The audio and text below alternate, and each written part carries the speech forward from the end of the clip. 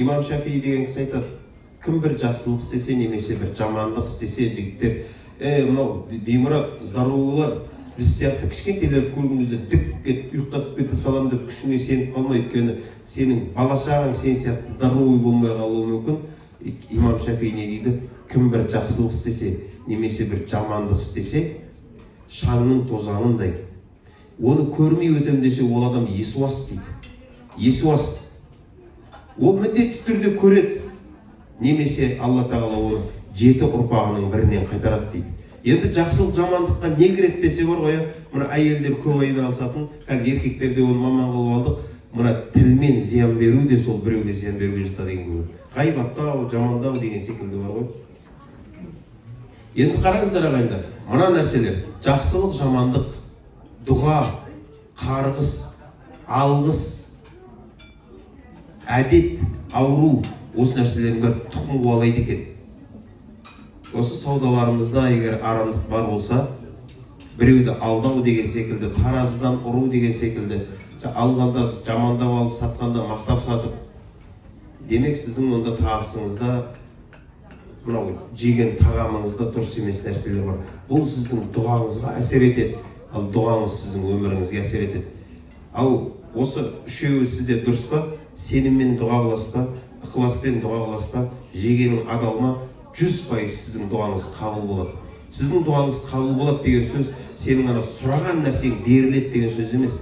Оның да 3 белгісі бар екен дұғаның қабыл болу. 3 белгісі бар екен. Біріншісі, сұрағаның тікелей беріледі екен. Әлхамдулилля. Бірақ жігіттер таңдап көріңіздер, қайсысы дұрыс. Екіншісі, сенің сұрағаның берілмейді. Саған белгіленген, Алла тағала саған тағдырыңа белгілеп қойған бәлені қайтарады екен. Осы дұғаңның құрметі үшін саған белгіленген дұғаны қайтарады екен. Біз қазір біріншісіне жете алмай жылап жүрміз ғой. Неге Құдай менікін қабыл қылмады, неге қабыл қылмай жатыр? Асықпа сен. Егер саған белгіленген бәле қайтарылып жатыр ма, негізі екіншісі жақсырақ. Өйткені біз бәлені көтере алмаймыз, жігіттер. Не бір үлкен дәрежеге жеткен адамдар кішкене басына іс түскен кезінде барын берейін, аман алып қалшы деп айтады. Балаңыздың басына іс түссінші, 20 жыл жинаған мүлкіңді ойланбай бере аласың, дұрыс па? Демек, екіншісі біз үшін қайырлы екен.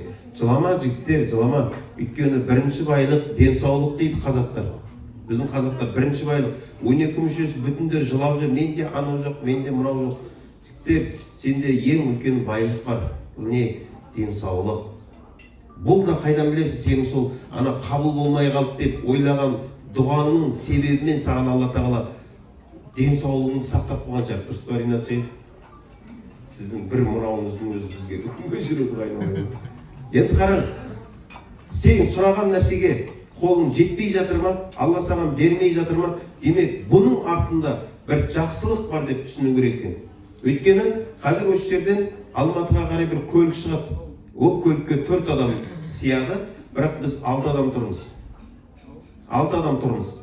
Бір кезде айқайлап, сөйтіп, айтар анау здоровыйлар, үлкендер отырып кетеді, біз сияқты кішкентайларды қалдырып кетеді, ертең барасың депсе. Сол біз қалып бара жатқан 2 адам міне алмай қалдық. Сол кезде не деп айтамыз? Ренжіп, бара алмағанымызға ренжіп қаламыз ғой, дұрыс па?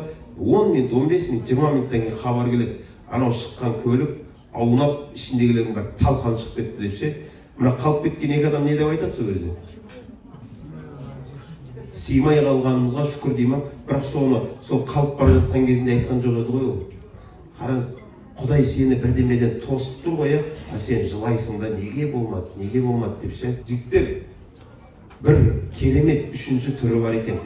Алла тағала қияметте береді екен сенің. Мынау дүниеде жасаған дұғаңды қияметте береді екен. Жәннат көрсетеді. Айдос Мырза, уровень заряда аккумулятора ниже 25%. Шешілмейтін проблема жоқ. Проблема шешілмейтін нәрсе ол ақыретте басталады. Жәннат тозақ көрсетіледі. Таразың тең түсіп қалды.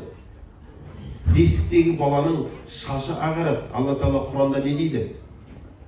Мүлк сүресінде.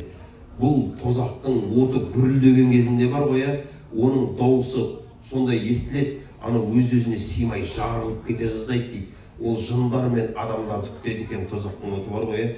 тозақтың оты тойымсыздығы соншалықты адамдар мен жындарды сала бастаған кезінде жұтып жібереді екен да, тағы бар ма деп айтады дейді ше. Сол тозақтың дауысы естіледі, мына жақтан жәннат көрсетіледі. Біздің пайғамбар саллаллаху алейхи вассаламнан басқа жаратылыстың бәрі нәпсім не болар екен деп тұрған кезінде бар ғой, ғалымдар айтады, кейбір адамдарға жәннатқа кіруге бір жақсы сөз жетпей қалады дейді. Бір жақсы сөз бар ғой, жетпей қалады екен сенің таразыңды басу үшін.